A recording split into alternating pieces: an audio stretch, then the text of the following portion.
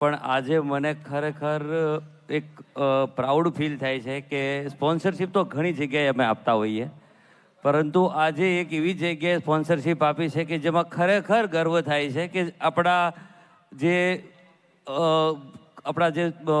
Patient, જે દર્દીઓ હોય કે જે ખરેખર આંખની તકલીફ છે, ખાસ કરીને અમે તો જે આઈવીએફની સારવાર કરીએ ને અમારે જોઈએ છે કે ઘણા બધા બાળકો અધૂરા મહિને જન્મ લેતા હોય અને એમને ખબર પણ નથી હોતી કે એમનું નાનું બાળક જે જન્મી ચૂક્યું છે એમને આંખની તકલીફ ભવિષ્યમાં આવી શકે છે જો સમયસર એ સારવાર ના કરે તો એવી આ એક સરસ મજાની ભાવિનભાઈએ મને કીધું કે ગામડે ગામડે જઈને જે નાના બાળકો જન્મ્યા છે એમના અઠવાડિયે ચેકઅપ થાય છે. તો ખરેખર આ ટાઈપનું એટલું ડીપ કામ થાય છે, ખરેખર ખૂબ ગર્વ ફીલ થાય છે.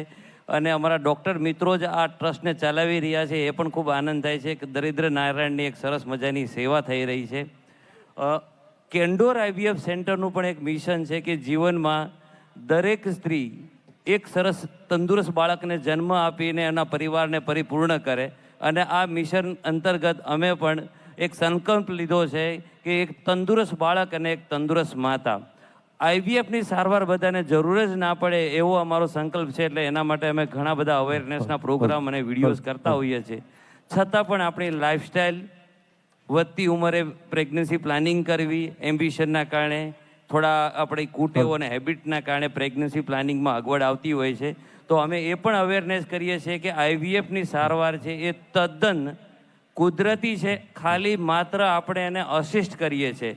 જેમ મારે દુનિયા જોવા માટે ચશ્માની જરૂર પડે છે, એમ પ્રેગ્નન્સી રાખવા માટે ઘણીવાર તકલીફ પડે, તો એમાં આઈવીએફની સારવારની અસિસ્ટિંગ લેવું પડે છે. એટલે તો એને અસિસ્ટિંગ રિપ્રોડક્ટિવ ટેકનિક કહેવાય છે. કોઈ અકુદરતી સારવાર નથી. આનાથી જન્મતા બાળકો તદ્દન કુદરતી હોય છે.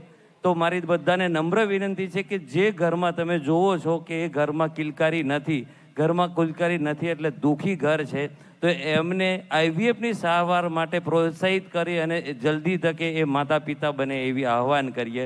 ભાવિનભાઈ, થેન્ક યુ વેરી મચ કે તમે આ બહુ સરસ મજાનો આંખ માટેનો સરસ મજાનો કાર્યક્રમ કરો છો. તો આજનો મજાનો કાર્યક્રમ છે, વધારે સમય નહીં લેતા જગદીશભાઈને સ્ટેજ આપું છું. જગદીશભાઈ, થેન્ક યુ. તમે ખૂબ બધી તાળીઓના ગડગડાટ સાથે વધાવો ડૉક્ટર જયદેવ સર.